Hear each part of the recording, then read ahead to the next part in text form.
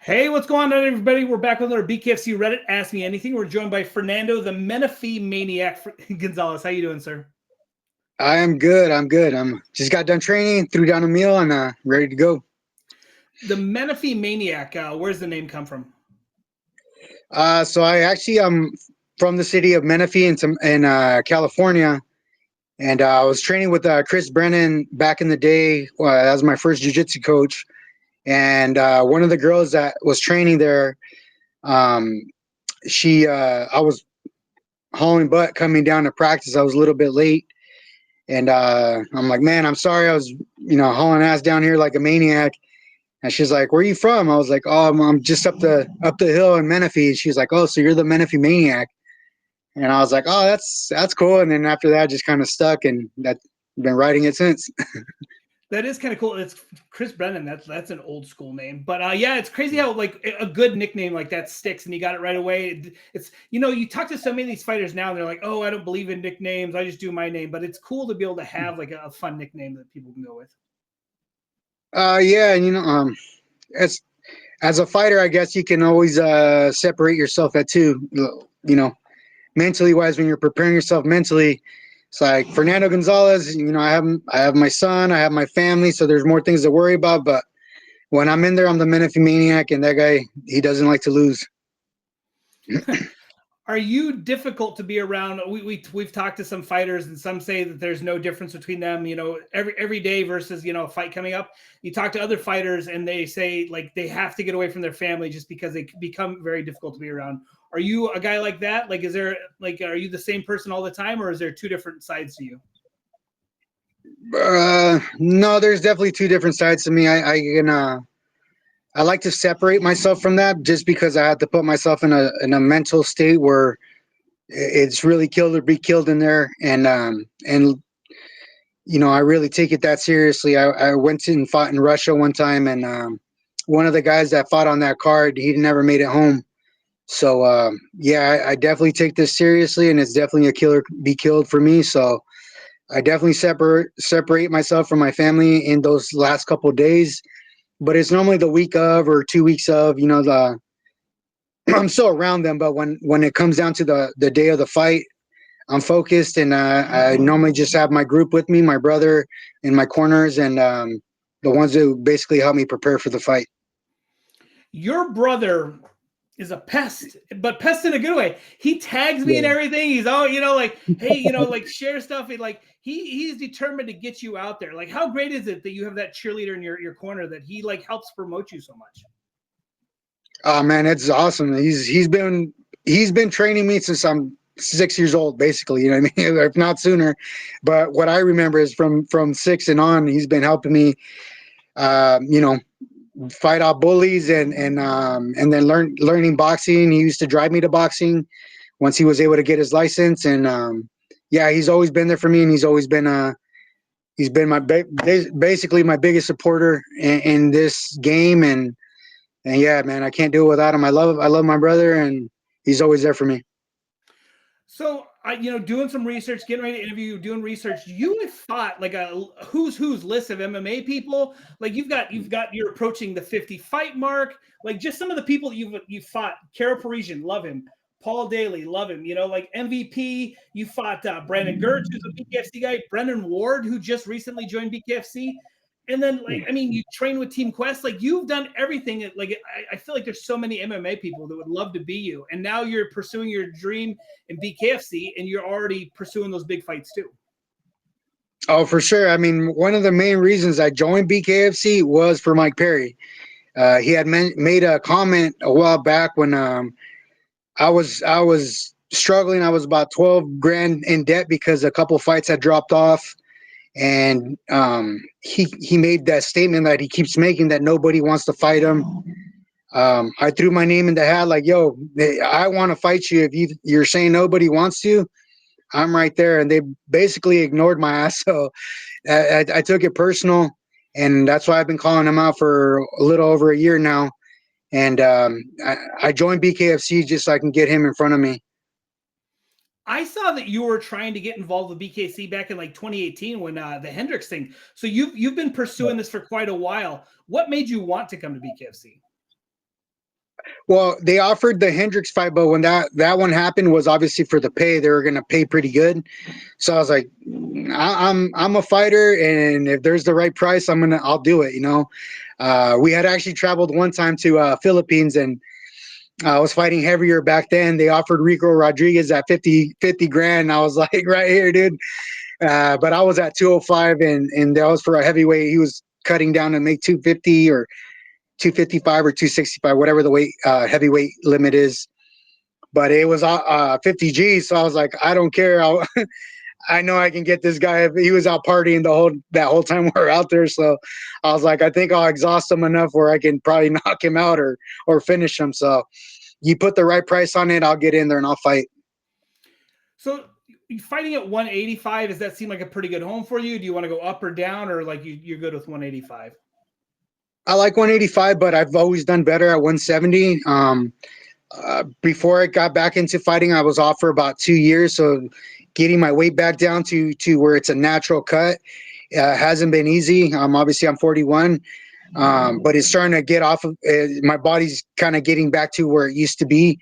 And I'm starting to shed that weight off really good now. And it'll show definitely in this fight and hopefully moving forward. If Perry doesn't take the fight when I call him out again and continuously call him out, I'll probably be moving my way down to 170s. I feel like at some point it'd be great for BKFC to offer you guys a chance to earn a fight with Mike Perry. Like, have like a little mini tournament. I mean, because Mike Perry doesn't want to fight the majority of people, but if you were to say, like, get a handful of you guys, get 10 guys and say, like, look, the winner of this, get your chance at Mike Perry, I think that'd be huge. Like, the David versus Goliath type of thing. I think any of that where the promotion gets behind it, it's gonna do well. They obviously have a good production.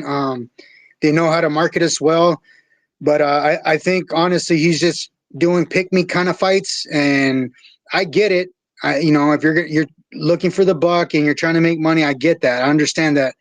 But when you come on to different networks and saying that nobody wants to fight you, nobody wants to get in there with you, and we're all afraid, basically, is what he's trying to get at.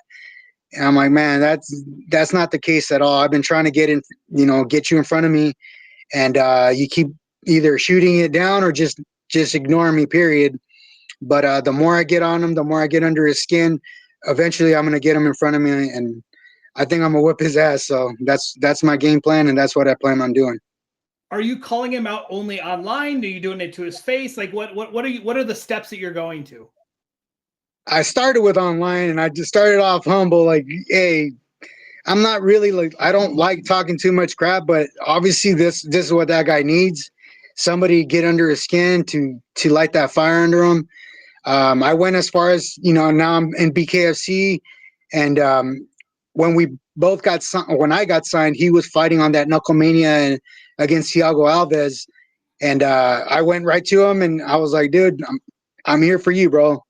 And he just kind of sat back, was like, you're here for the show? And I was like, no, I'm here for you. You're the best in the world. You want to claim that you're the best? I want you. Let's get it. And he kind of sat back like, all right. Like, you could tell he wanted to probably pop me in the face right there. But, he had his fight going on. I had mine. And, I want to get that fight. I think it's just more something that irked me that he's been saying those kind of things and then not following through. If you're the king of violence, you take on anybody. And that's how I see it. It's like kind of like the BMF belt. If you're the BMF, you're going to fight like a BMF. It's the same thing. You're the king of violence. You claim to be that person. Step up or take on the guys that are calling you out. What's it like? You made your debut on a huge card out there in California with all the celebrities and stuff. Can you describe what it was like for fighting for that? Oh no, it was awesome, man.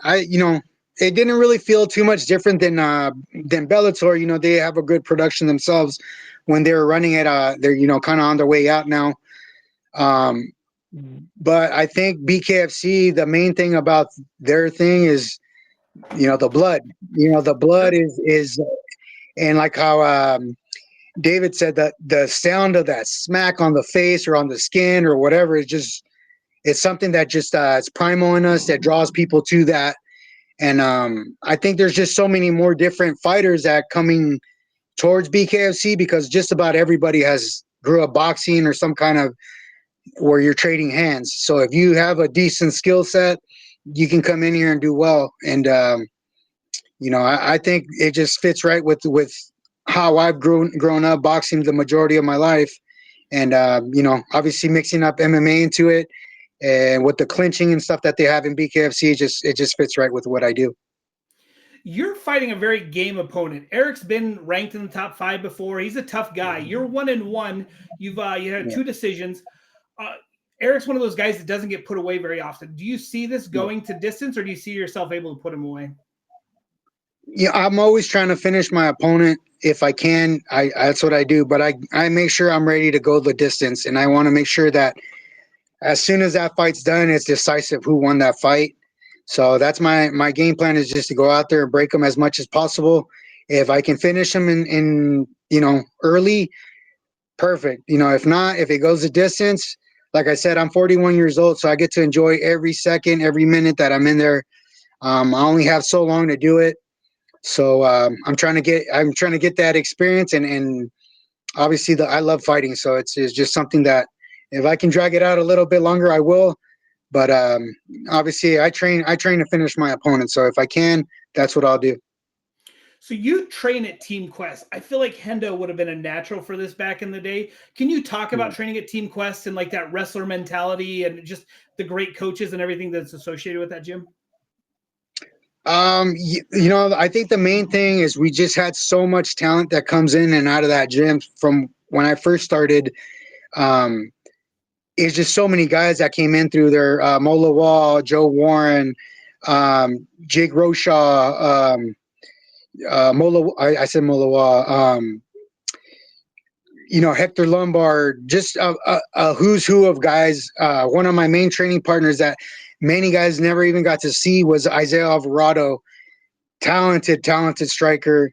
One of my main corners back in the day.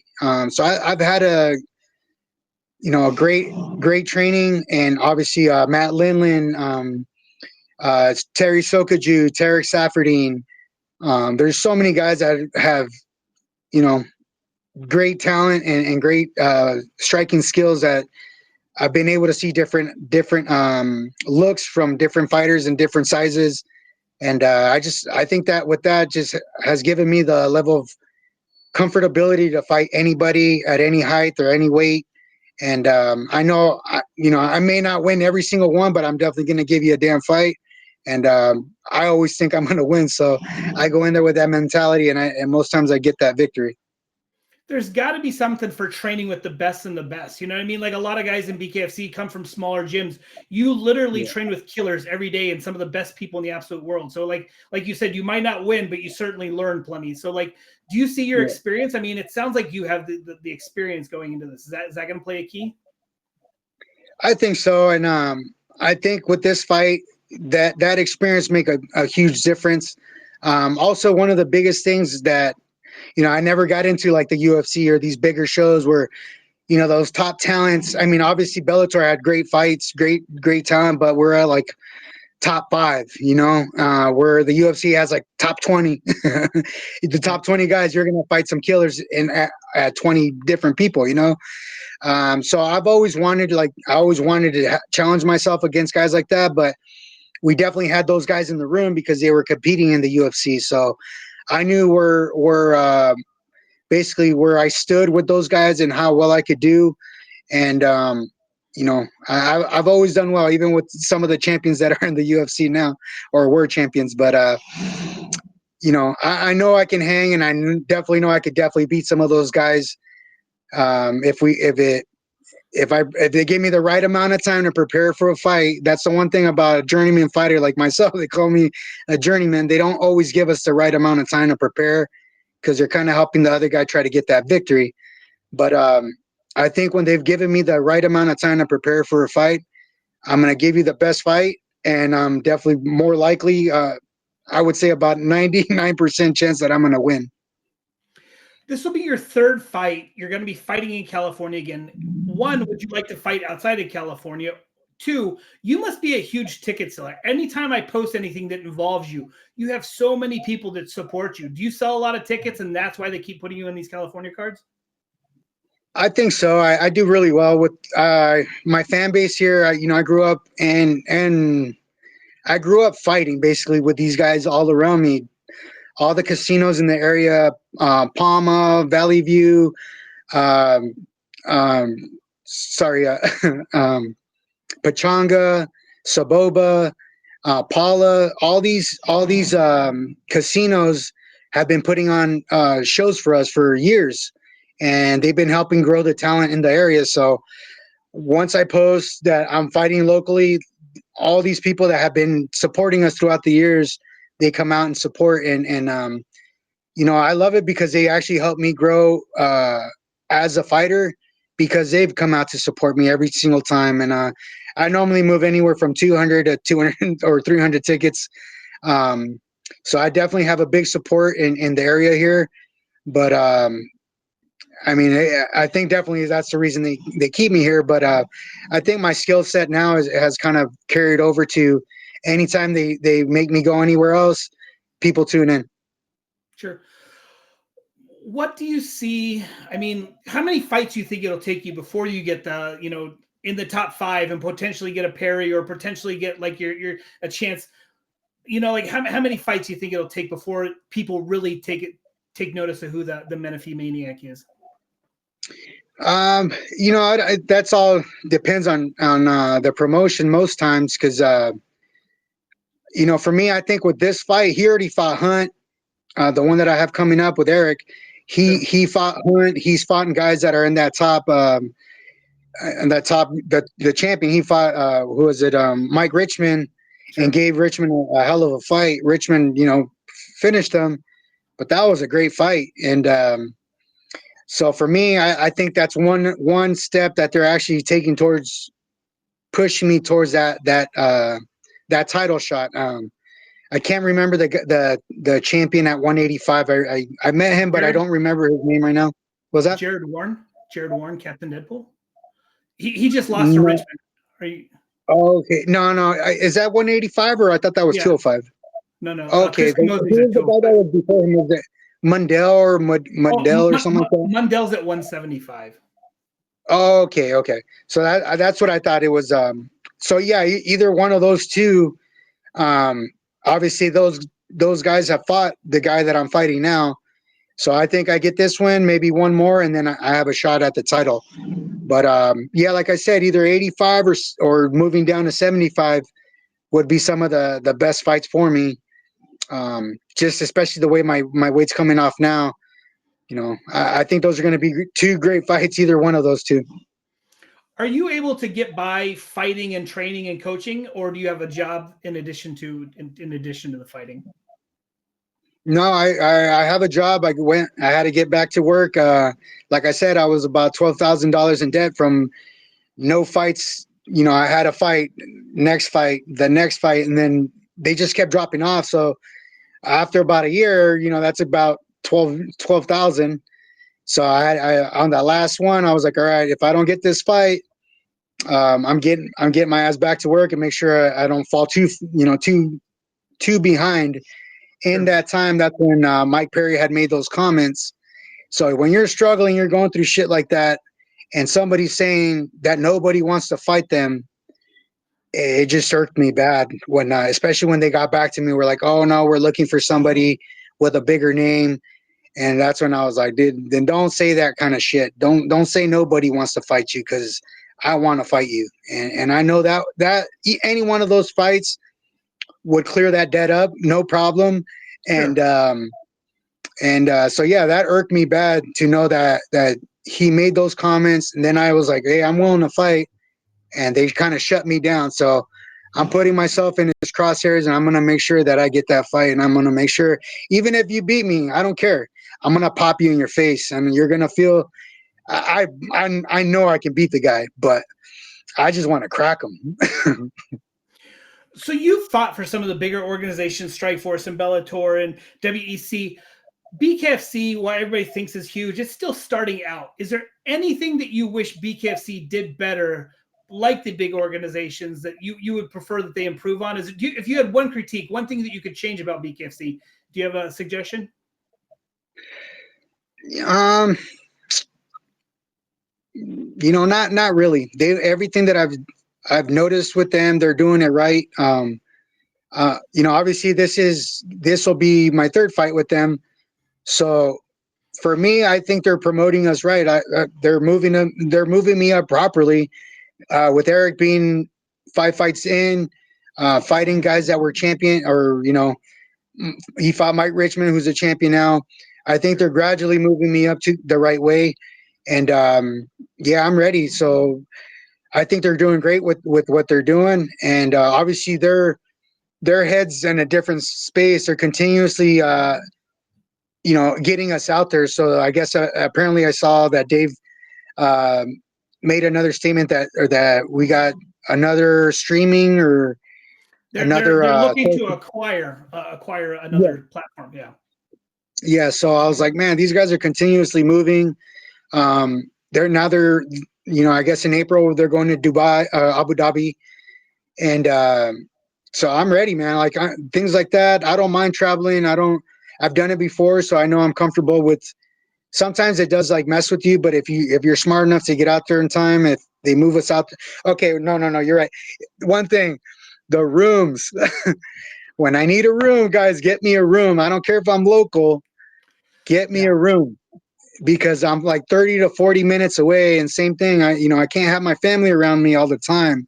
I got to kind of separate myself to put my mind where it's that kill or be killed mindset, and getting myself a room for the days that we're supposed to be out there, checking our weight. If I can do that at the hotel, that's the best way to do it because, I don't have to run around so much. If they need me, I'm there. Right. When I'm cutting weight, I'm there, and I don't have to be looking for different spots to cut weight. I So had that's the talked to only thing another I would fighter. say. I had talked to another fighter, and he said they didn't get him a room, and his house was 4 hours away. And they said, "Well, you're from Yeah, this state," and he goes, "Yeah, but I live on the opposite side of that state." So, like you said, I mean, yeah, it makes sense if you're on the card to have a room for you. yeah, and that's kind of what happened with me in the first fight in LA. We had nowhere to cut, and they were trying to find me a room because they're like, "Oh, we didn't get your room. I thought you're from here." I was like, "Well, I'm like an hour and a half from here." So, and then with traffic, obviously at downtown LA, you're gonna get Sure. so much traffic. So I had to miss the pre-fight check-in, or when you face off. Sure. I had to bounce because I had to go make weight, get back, and be there on time. So I think I missed by like a point 0.2 or point 0.3, and so I could have probably waited it out and let myself have to pee, but I was ready to eat. So I point 0.3. I was like, I don't care if you want $1,000. I don't care. I'll just let me eat. Let me get my nutrition back in, and I'll give you a better fight. But I think had that not happened, no problem. Okay, my last question I always ask people the first time they're on the show. Do you remember the first time you were in a street fight? The first time you punched somebody out of anger, elementary schools, anything like that? Yeah, we would get in fights a lot in like at the bus stop, just growing up. But back then it was a little bit different. So when we first moved in, we were some of the first Hispanics in the area. So we used to get jumped a lot and before all my other cousins moved in. And so that's when my brother started teaching me how to fight. I remember one time that it was like, I can't remember. It might have been less, but in my head, I was a kid. So there was like 15 to 20 people throwing rocks and shit. They had followed my brother and my sister. They're older. So they came and they were throwing stones and all kinds of shit at our house. And my dad was like we had an oldies Mustang, and they hit his Mustang. So I knew like we were going to catch an ass whooping if anything happened to his car. Yeah. So I snapped. Like, so I know in me, like now I'm better at it. Through martial arts, you learn how to control your anger and be good at it. But I snapped when that happened. I went fucking grabbed my machete and I was like, "You guys better get the fuck out of my house." And so after that, they saw me grab a machete, and I'm younger than them. They bounced, and But yeah, that was definitely something that's stuck with me. And ever since then, I've been fighting and training, and it's never kind of gone away because I loved it so much that that was my outlet. And my mom was basically the one who kind of kept me out of trouble because when I started becoming more the bully myself, once my family came in, you know, people pick on you like that, then you're like, nah, now it's one on one, let's go. And so I started doing that, and I started kind of being that little asshole. So I caught an ass whipping at home, and she said, look, if if you keep up with this, I'm gonna take you out of boxing. And so after that, I was like, I'm good. I'll be good, I promise. You know, so that was always my outlet, and so that's what kind of kept me. And that was when I was young. You know, Sure. you act up when you're a kid, and especially when you go through things like that. And seeing me get jumped, or me getting jumped was never a biggest my thing. I know I could take the hits, but watching my cousins get jumped and them holding me and I couldn't do shit about it, it was always something that stuck with me, that no matter what, doesn't matter who it is, I'm going to be able to defend myself or my family. And so yeah, I've always became a martial artist from there, and I try to stay zen as much as possible, but I still have that in me. When I need to, I can pull that machete out of me.